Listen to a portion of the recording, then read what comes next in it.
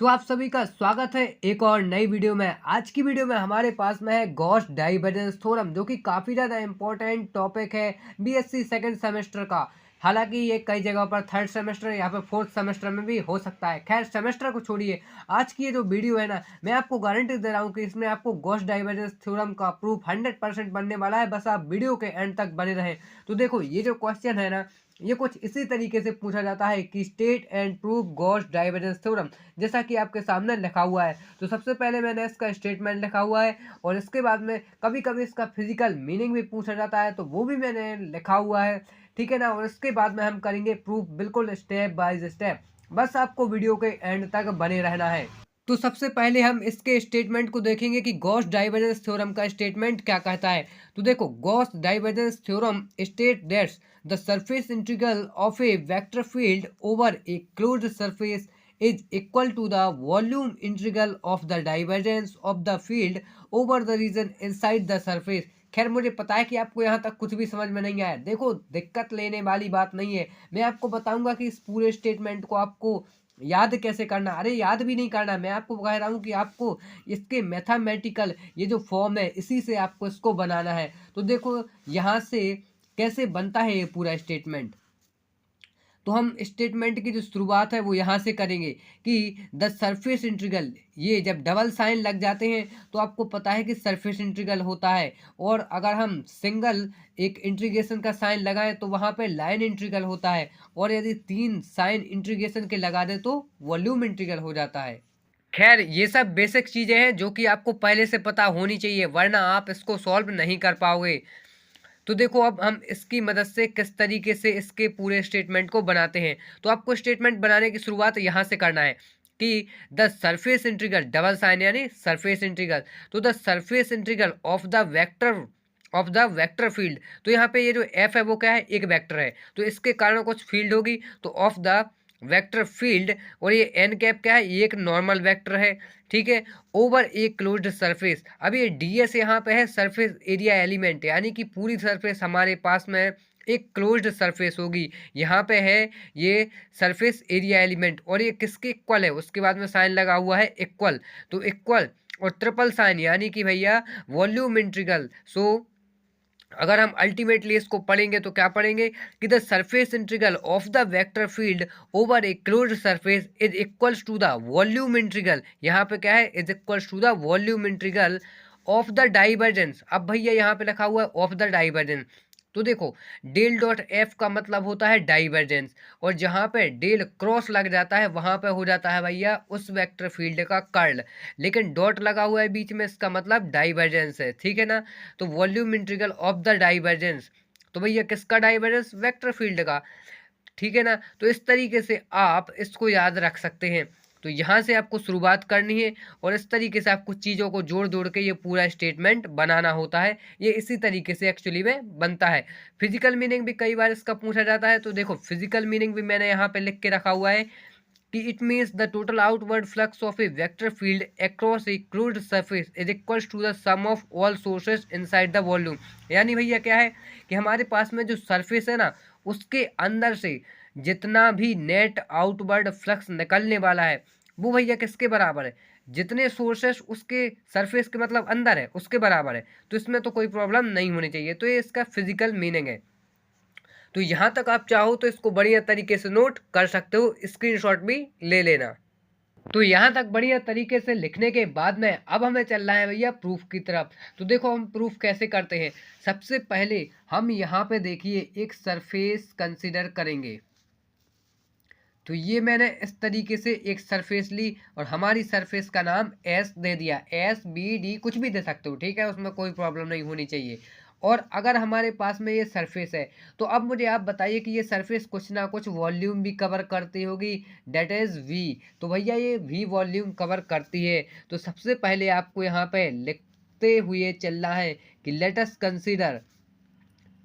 आप आपने जो माना हुआ है आपको सबसे पहले उसको लिखना है। तो let us consider a surface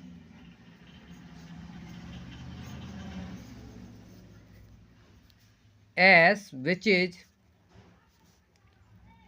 which is covered v volume ठीक है भैया। तो ये एस सरफेस है जो कि वी वॉल्यूम को कवर करती है, ये हमने लिख लिया।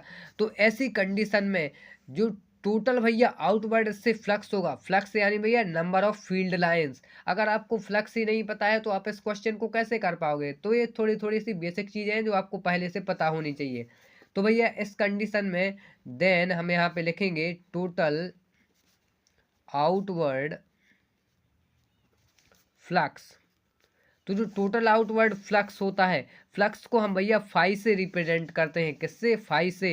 Is equals to the double integral of A क्या है? हम कोई एक वेक्टर फील्ड मान रहे हैं, ठीक है ना। तो ए डॉट डी एस, या फिर चाहो तो आप एन कैप भी बीच में लगा सकते हो, ठीक है। तो ये टोटल आउटवर्ड फ्लक्स होगा जो कि इससे निकलेगा। तो यहाँ तक आप नोट कर लीजिए, इसके बाद में हम और आगे बढ़ते हैं। तो देखिए अब हम क्या करेंगे कि हमारे पास में जो सरफेस एस थी, अब हमने उसको डिवाइड कर दिया। क्या कर देंगे? यहाँ से डिवाइड कर देंगे। तो इस साइड जो हमारी सरफेस होगी इसको हम S1 बोलेंगे, इस साइड जो हमारी सरफेस होगी इसको हम S2 बोलेंगे। कोई प्रॉब्लम? कोई प्रॉब्लम नहीं। अब देखो, जो S1 कवर्ड करेगी वो होगा V1 वॉल्यूम, और जो S2 करेगी वो V2। तो ऐसी कंडीशन में अब हमारे पास में जो टोटल आउटवर्ड फ्लक्स होगा वो क्या होगा? ए डॉट डी एस, और ये बराबर हो जाएगा surface integral A dot D S one. अब देखो हमें surface area element D S one लेना पड़ेगा, और plus A dot D S two, क्योंकि यहाँ पे जो सरफेस है उसमें surface area element D S two होगा और एस वन का डी एस वन। तो इस तरीके से टोटल आउटवर्ड फ्लक्स जो कि है वो दो पार्ट में डिवाइड हो जाएगा, क्योंकि हमने सरफेस को ही दो पार्ट में डिवाइड कर दिया, ठीक है। तो यहाँ तक आप नोट कर लीजिए। तो इतना काम करने के बाद में अब हम स्टेप नंबर 2 पर चलेंगे, और स्टेप नंबर 2 पर अब हम क्या करेंगे कि हमारे पास में जो सरफेस अभी हमने दो पार्ट में डिवाइड करी थी ना, अब हम उसी सरफेस को जो कि nth पार्ट में डिवाइड कर देंगे। और अगर हम nth पार्ट में डिवाइड करेंगे तो हमारे पास में जो टोटल फ्लक्स फाई होगा, अब वो किसके बराबर हो जाएगा? A dot D S is equals to surface integral A dot D S one plus surface integral A dot DS2। इसी तरीके से कहाँ तक जाएगा? जो हमारी सरफेस है वो कितने पार्ट में डिवाइड है? nth पार्ट में। तो ए डॉट DS1, तो टोटल आउटवर्ड जो फ्लक्स है वो इसके बराबर होगा या नहीं? 100% हो जाएगा, ठीक है ना। तो इसके बाद में हम क्या करेंगे, यहाँ से हम अब इसको समेसन की फॉर्म में लिख सकते हैं। ये जो इतनी सारी हमारी टर्म्स आ रही हैं इसको हम समेसन की फॉर्म में लिखेंगे। तो इनको हम कैसे लिखेंगे? सबसे पहले समेसन लगाएंगे। Summation I is equal to 1 से लेकर के ये n तक, और surface integral S I dot D S I. अब यहाँ पर डी एस आई का क्या है? यानी कि ith टर्म। तो यहाँ पे अगर आप आई की वैल्यू को देखो, 1 से स्टार्ट करोगे, 1 रखोगे यहाँ पे, तो हमें फर्स्ट टर्म मिल जाएगी ए डॉट डी एस आई। यहाँ पे सेकंड रख दोगे तो सेकंड टर्म, थर्ड रख दोगे तो थर्ड। तो इस तरीके से हमें सारी टर्म्स मिलती जाएंगी। तो ये समेसन की फॉर्म में लिखने का एक तरीका है कई सारी टर्म्स को, ठीक है। तो इसके बाद में हम क्या करेंगे, हम यहाँ पे देख सकते हैं कि हमारी जो सरफेस वो अगर nth पार्ट में डिवाइड है, तो अब जो सरफेस वॉल्यूम भी जो कैरी करेगी वो भी कितना करेगी? nth। और एक छोटी सी सरफेस कितना वॉल्यूम कवर करेगी? बहुत ही छोटा, बहुत ही मिनिमम।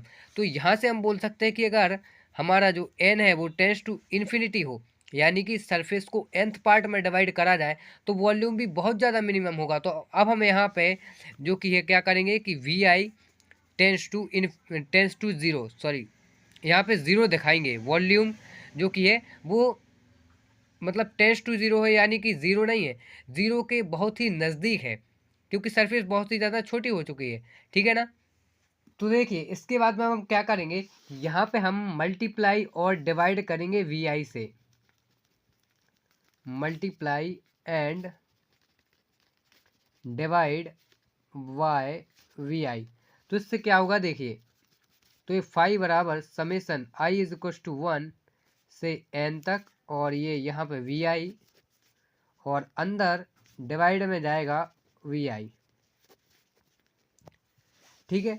तो अब देखो ये जो वी आई है वो तो टेंस टू ज़ीरो है, वॉल्यूम जो कि है वो बहुत ही कम है, ठीक है ना। तो ऐसी कंडीशन में ये जो नीचे वाला वी आई है ये भैया क्या है? ये नेग्लिजिबल है। क्या है ये? इसको हम छोड़ सकते हैं, ये भैया नेग्लिजिबल है क्योंकि ये बहुत ही कम है। ठीक है, तो ए डॉट डी एस आई, अब ये ए डॉट डी एस आई अल्टीमेटली है क्या? ये तो पूरा का पूरा फ्लक्स है ना भैया, इसको तो हम फ्लक्स पढ़ते हैं ना कि हमारे पास में जो सरफेस है उससे निकलने वाला फ्लक्स है। तो अब हम अगर यहाँ से चाहें तो इसको हम डाइवर्जेंस ऑफ ए के बराबर लिख सकते हैं, डाइवर्जेंस ऑफ ए। और डाइवर्जेंस ऑफ ए के बराबर ऐसा क्यों मतलब ऐसा क्यों हम लिख सकते हैं? अगर आपने डाइवर्जेंस के बारे में नहीं पढ़ा है कि किसी वेक्टर फील्ड का डाइवर्जेंस क्या होता है, तब तक आप नहीं समझ पाओगे कि इसको हमने डाइवर्जेंस ऑफ ए के बराबर क्यों लिखा हुआ है। ठीक है ना, तो आपको सबसे पहले डाइवर्जेंस के बारे में पता होना चाहिए। तो यहाँ से वी आई के नेग्लिजिबल होने की कंडीशन में ये डाइवर्जेंस ऑफ ए के बराबर लिखा जा सकता है। तो अल्टीमेटली जो हमारे पास में surface integral A dot D S था, इसको हम वॉल्यूम इंटीग्रल लगा के डाइवर्जेंस ऑफ ए यानी कि del dot A D V, इस तरीके से हम इसको लिख सकते हैं। और इसी के साथ में गॉस डाइवर्जेंस थ्योरम जो कि हमारी प्रूफ हो जाती है। आप चाहें तो यहाँ तक स्क्रीनशॉट ले सकते हैं। तो आज की वीडियो में इतना ही। अगर आपको कहीं पे कोई स्टेप समझ में नहीं आया है तो आप कमेंट कर सकते हैं, मैं आपके कमेंट का रिप्लाई जरूर दूंगा। तो आज की वीडियो में इतना ही, धन्यवाद।